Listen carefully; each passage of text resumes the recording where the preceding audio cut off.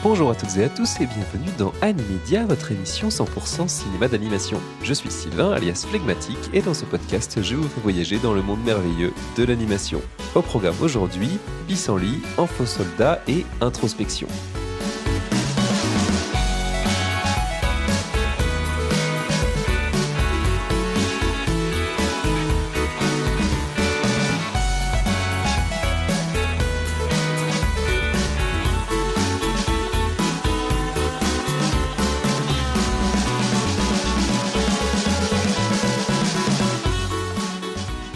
Salut la famille, Annecy jour 2, nous sommes mardi très exactement et aujourd'hui on rentre dans le vif du sujet avec 3 films en compétition. Sur le disque comporte la sélection officielle. Hier c'était une petite mise en bouche, d'ailleurs si vous n'avez pas écouté mon épisode, eh bien, je vous invite à aller le faire. Mais aujourd'hui on rentre dans l'action. L'objectif, vous le savez, c'est d'avoir vu à la fin de la semaine tous les films en compétition pour avoir un panel complètement exhaustif de ce qui se fait de mieux dans l'animation à travers le monde. Et aujourd'hui on va être servi avec pas moins de 3 films très différents les uns des autres. On va parler de Planète de Momoko Seto, de Allah n'est pas obligé de Zaven Najar et de La mort n'existe pas de Félix Dufour-Laperrière. Avant de se lancer, j'en profite pour vous dire tout de suite de vous abonner tout simplement à Animedia, que ce soit sur les plateformes de podcast de votre choix, Spotify, Apple Podcast, Deezer ou autres, mais également sur Instagram, Blue Sky, TikTok et YouTube, où j'essaye de vous abreuver le plus possible de contenu, de vidéos courtes et surtout de stories. C'est principalement sur Instagram que ça se passe, je ne vous le cache pas, pour essayer de vous faire vivre vraiment le festival d'Annecy comme si vous y étiez. J'ai pas mal de retours, pas mal de réactions, ça me fait plaisir. Et je le redis encore une fois ici, si vous êtes sur place et que vous voulez qu'on se rencontre, eh bien faites-moi signe et ce sera avec grand plaisir.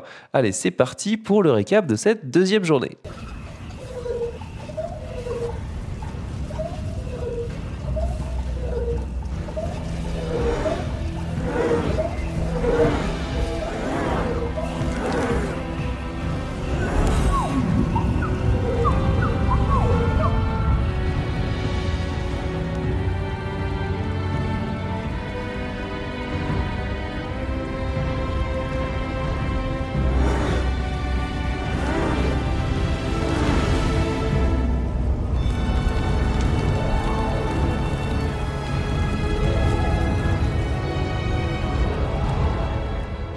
Ce mardi a commencé tôt, très tôt pour moi, à 8h30 très exactement, avec la projection en compétition officielle de Planète réalisée par Momoko Seto.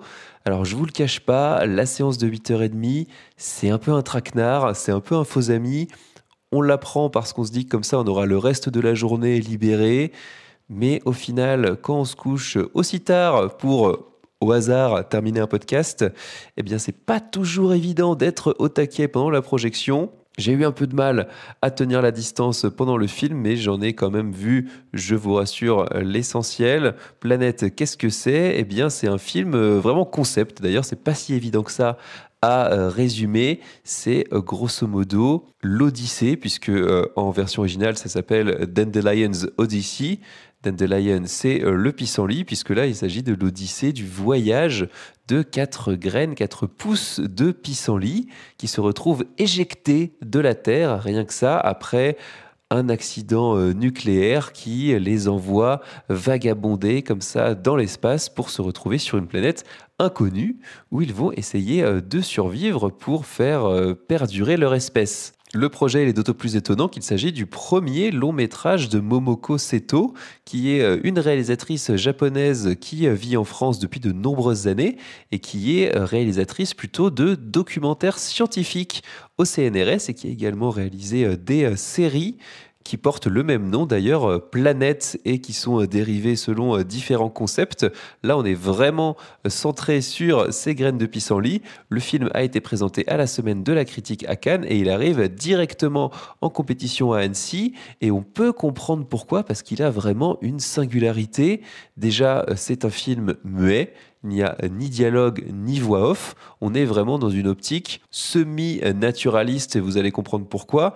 Naturaliste parce que le film se base principalement sur des prises de vue réelles. On est vraiment à hauteur d'insectes, de mousses, de lichens, de fleurs et qui sont complétés ensuite par des éléments d'animation 3D, mais les nombreux insectes qui figurent dans le film ont aussi été filmés in situ, en vrai. Donc il y a déjà un vrai parti pris fort, d'où le côté un petit peu naturaliste. On est quand même plongé au cœur d'une expérience qui se veut la plus réaliste, naturelle possible. Mais évidemment, on rajoute une couche de fiction par-dessus, puisque ces 4 graines de pissenlit qu'on va suivre, elles sont un petit peu caractérisées. Déjà, elles ont des spécificités, elles n'ont pas forcément toutes la même taille, le même nombre de fleurs.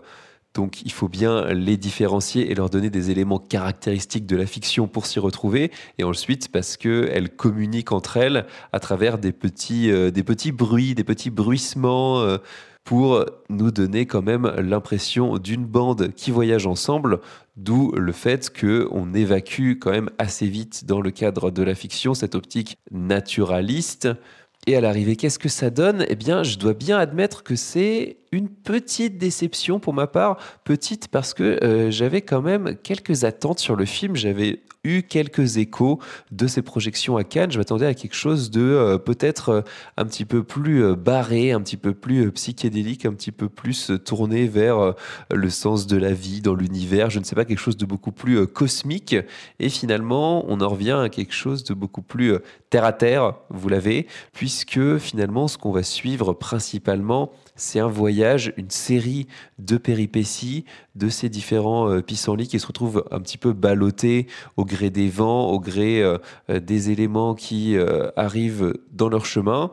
Et finalement, le film multiplie des passages un petit peu obligés ou finalement un petit peu vus ailleurs, évidemment pas dans ce cadre-là, mais des éléments narratifs qui sont déjà connus, le fait de devoir fuir ou des différents ennemis, des nuages toxiques, etc.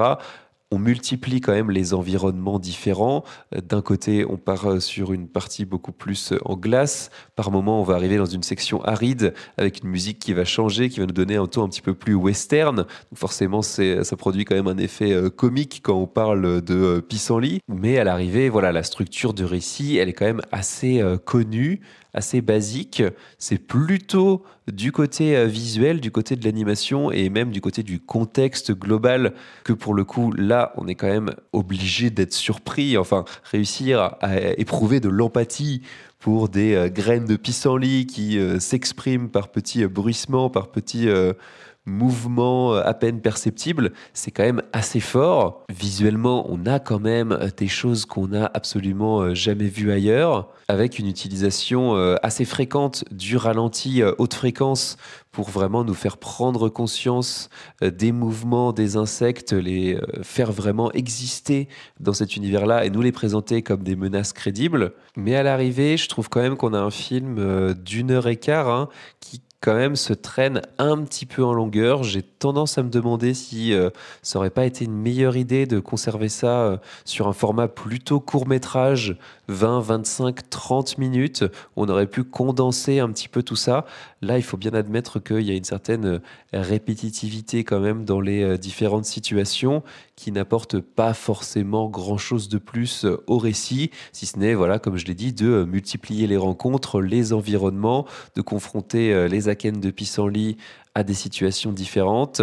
Mais au final, on a un petit peu du mal à renouveler notre intérêt au-delà de l'émerveillement visuel qu'on peut ressentir et qui est tout à fait légitime et qui, à mon humble avis, mérite le visionnage rien que pour ça. Si vraiment vous êtes un curieux et de voir ce qu'on peut faire à partir d'éléments naturalistes, encore une fois, proches du sol, proches de la nature, c'est en soi une œuvre cinématographique qui est quand même assez proche de l'expérimental et qui, je pense, mérite le coup d'œil. Je fais un petit pas de côté pour vous parler d'événements que je n'ai pas vécu moi-même, mais qui faisaient partie quand même des gros temps forts de cette semaine à Annecy. On a eu quand même aujourd'hui la venue de Matt Groening, tout simplement le papa des Simpsons, de Futurama, de Désenchanté, qui est venu à la fois pour une masterclass avec ses compères créateurs des Simpsons, mais aussi pour une séance de dédicace. Pourquoi je n'y étais pas? Eh bien, je vais vous faire une petite confidence. C'est que malgré toute l'aura que je comprends autour du personnage de Matt Groening, autour des Simpsons, ça n'a jamais vraiment été mon truc, les Simpsons. J'ai jamais réussi vraiment à m'y intéresser.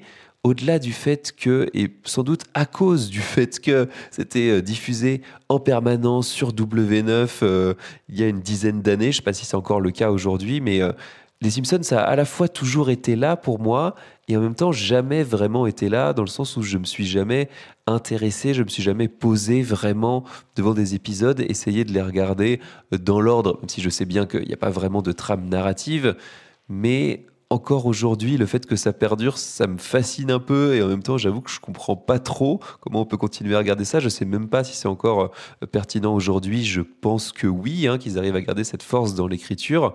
Mais voilà, pas ma cam, je le laisse à d'autres. Je pense qu'il y avait vraiment des passionnés qui étaient très contents d'être là. Et pour être honnête, je comprends un peu cette envie, un peu de fan. On est quand même là aussi entre fans d'animation, de se dire j'ai été dans la même pièce que lui, je l'ai vu de mes propres yeux, regarde, j'ai une photo. Et puis ensuite, si on est chaud, de se taper plusieurs heures d'attente pour avoir son livre, son DVD dédicacé, je le comprends. Mais j'avoue que ça, je le laisse à d'autres. Les Simpsons, vous l'avez bien compris, pas mon truc, not my thing. Et ensuite, ça a enchaîné, toujours d'ailleurs dans la grande salle de Bonlieu. C'était quand même deux événements qui se succédaient. Il y avait les 25 ans de Cartoon Network avec certaines figures emblématiques de la chaîne, notamment mon petit préféré, Genndy Tartakovsky. Pourquoi je n'y suis pas allé là encore? Eh bien tout simplement parce que je serai demain à la séance événement de Fixed, le nouveau film de Genndy Tartakovsky, qui est notamment le papa du laboratoire de Dexter, autant dire une grosse partie de mon enfance quand même, de Samurai Jack, de la première itération de Clone Wars, et plus récemment d'un de mes chouchous récents, à savoir la série Primal. Donc vraiment hâte de découvrir son Fixed, qui a l'air d'être une comédie très très différente de ce qu'il a pu faire jusque-là. On en reparlera dans l'épisode de demain. Et voilà, pour ce qui est d'aujourd'hui, j'ai préféré me concentrer sur la sélection officielle et on enchaîne donc avec un deuxième film qui est Allah n'est pas obligé, réalisé par Zaven Najar, et c'est une adaptation du roman de Amadou Kourouma, publié en 2000 et qui avait eu à l'époque le prix Renaudot.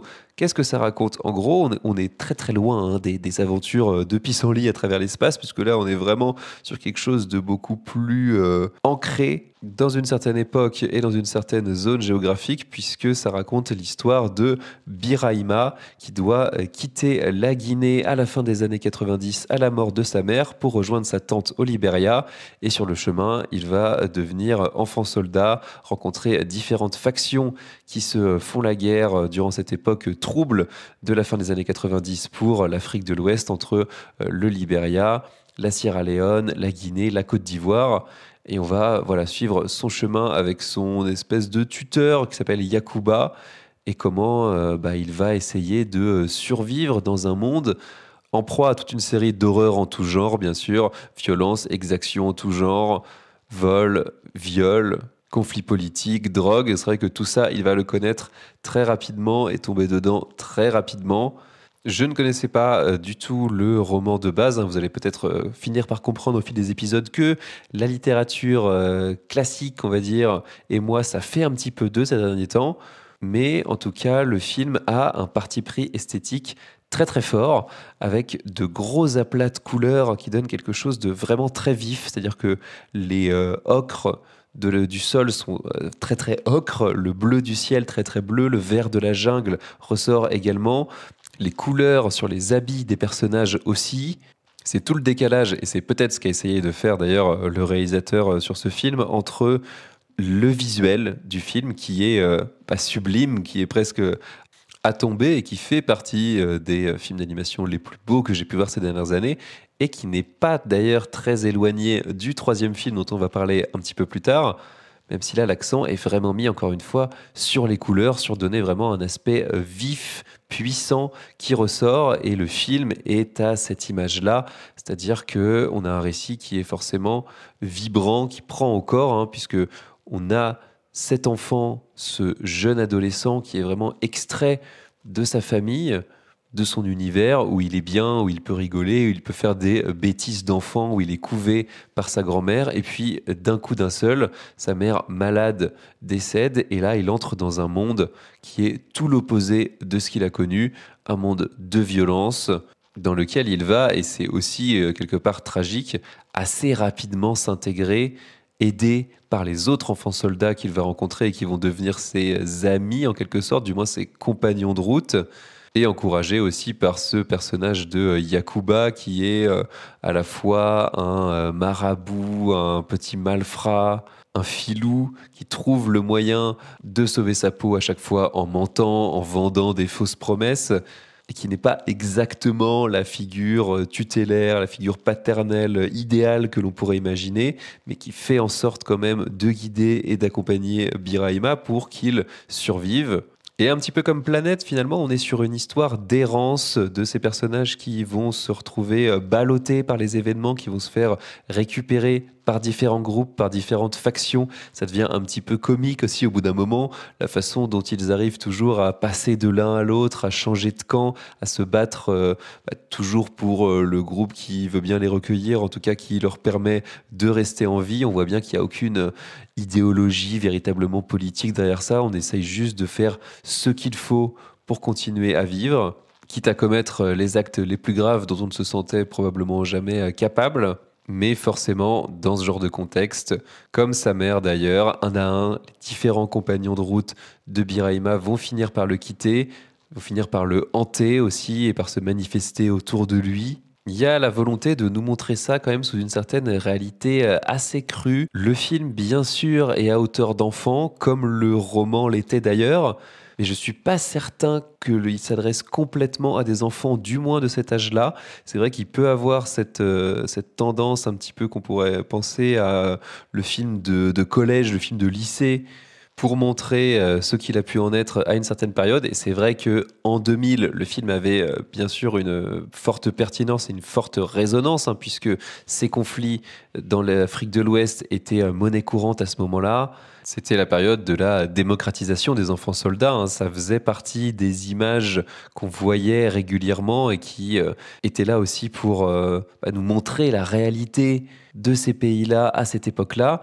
Aujourd'hui, c'est vrai que c'est un sujet qui nous paraît un petit peu plus éloigné, et même s'il en subsiste encore en Afrique ou ailleurs, ces pays-là, le Libéria, la Sierra Leone, la Guinée, la Côte d'Ivoire, sont aujourd'hui en paix, ou du moins ne sont plus soumis à ces guerres civiles qui les ont ébranlés pendant toutes ces années. Donc le film se pose plus en devoir de mémoire, en garant d'une certaine réalité historique, et je pense que le ton assez chaleureux, assez chatoyant du film aide à faire passer ce discours-là, de ce récit-là qui est quand même très dur, très émouvant aussi. Cette trajectoire, elle est quand même assez forte. Ce qui n'empêche pas le récit d'être narré par Biraima en voix off avec énormément d'ironie, avec son ton à lui, avec son mélange de mots, puisqu'il a avec lui plusieurs dictionnaires de plusieurs langues différentes et il s'amuse comme ça à mélanger les mots de plusieurs langues, à avoir vraiment son propre dialecte, son propre phrasé.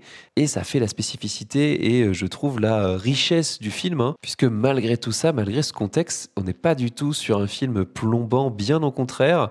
À la fois le visuel et à la fois cette narration-là essayent de garder un œil assez frais presque sur ce sujet-là qui est quand même très très compliqué à traiter. On tombe jamais dans le pathos et ça c'est une vraie bonne qualité qui échappe trop souvent je trouve au cinéma français quand il aborde ce genre de sujet. Pour l'instant, le film n'a pas de date de sortie, il est toujours prévu pour courant 2025.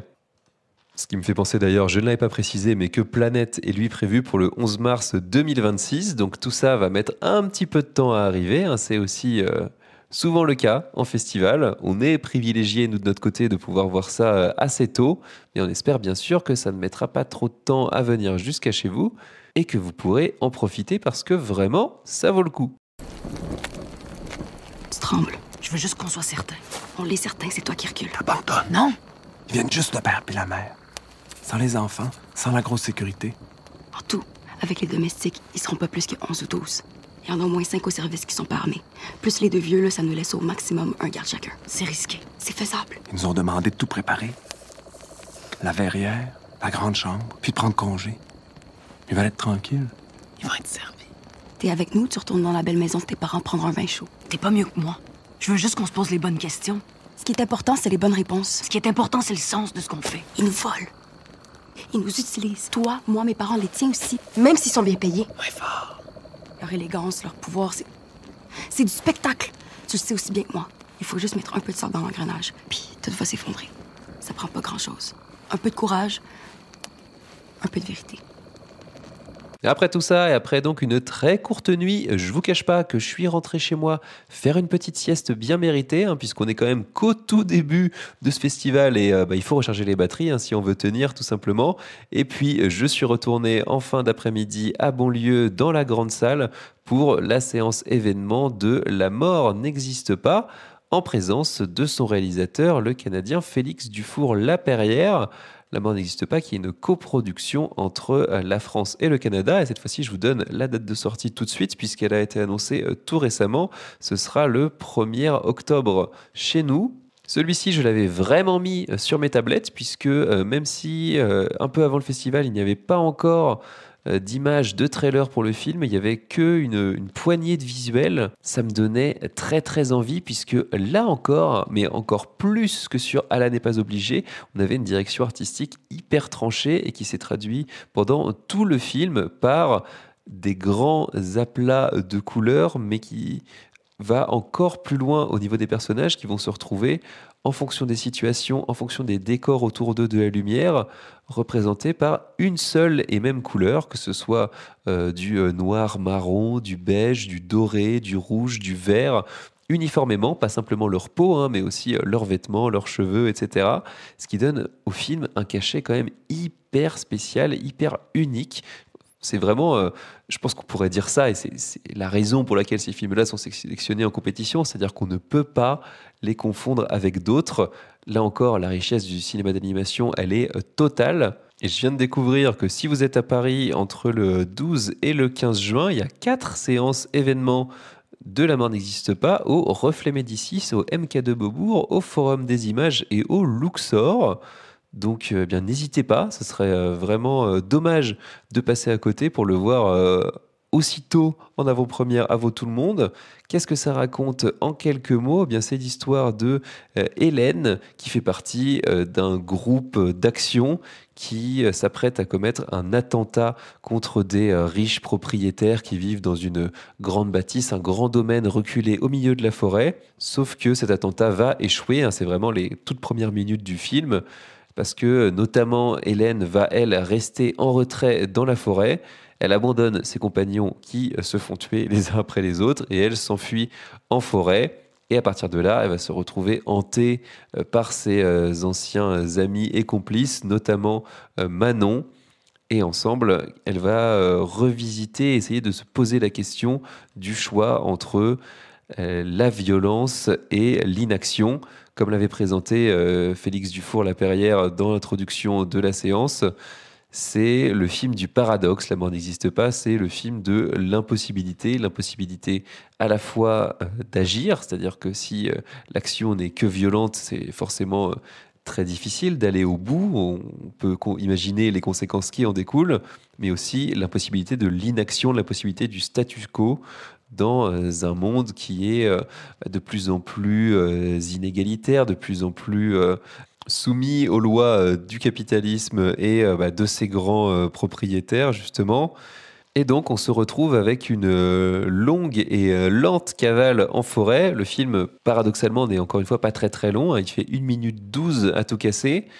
Mais on va suivre principalement Hélène dans ses déambulations à travers la forêt, de ses discours métaphorique, symbolique, avec notamment Manon, mais aussi d'autres personnages qui vont revenir d'entre les morts pour questionner sa réalité, ses choix de vie. Et donc on fait face à un film introspectif et qui fonctionne essentiellement sur un plan purement symbolique, puisqu'on va avoir des scènes oniriques, des scènes de rêve, avec des loups qui vont se retrouver à chasser un mouton qui va se faire dépecer, puis revenir à la vie, avec des séquences rêvées, là encore, où elle parle à une jeune version d'elle, où elle retrouve ses parents, où elle reprend contact avec celui qui aurait pu également devenir son compagnon, qui lui avait avoué son amour juste avant cet attentat, juste avant de mourir. Et donc la question c'est que faire de cette deuxième chance, elle qui a réussi à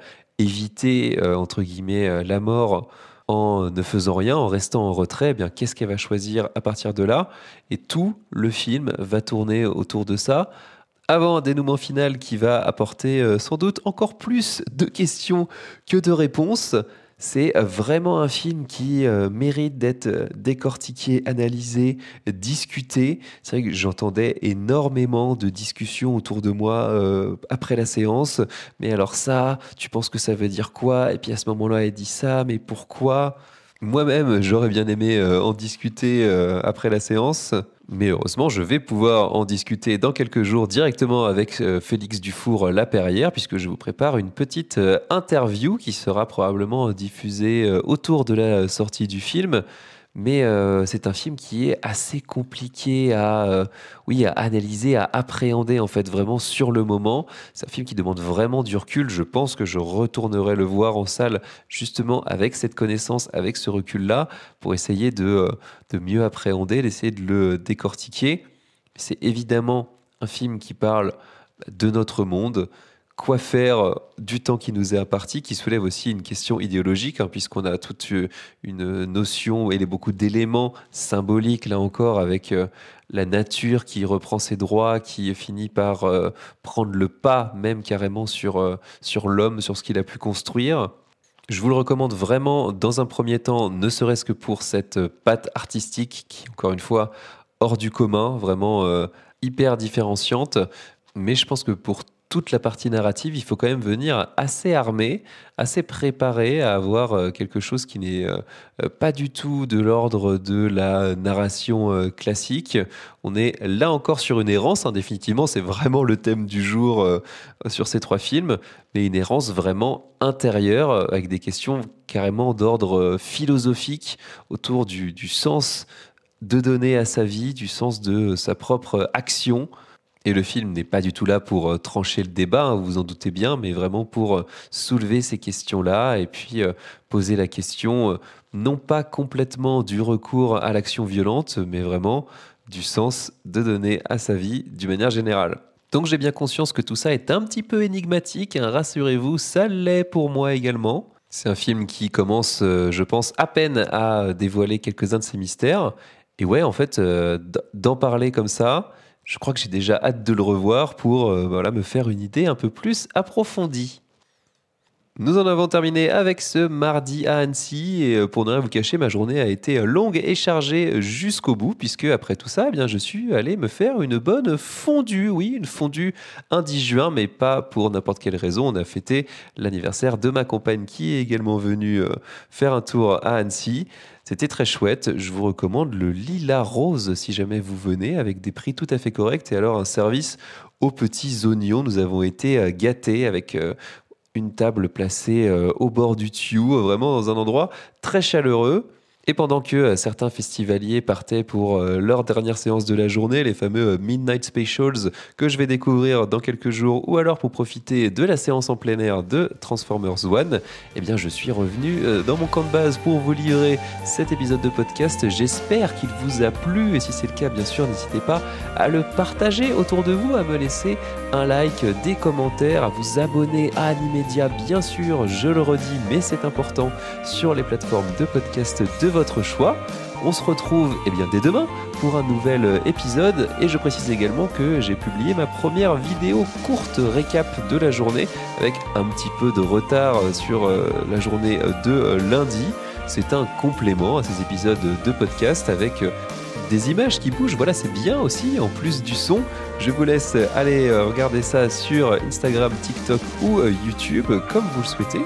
Et puis, d'ici là, je vous dis à très vite, portez-vous bien et ciao!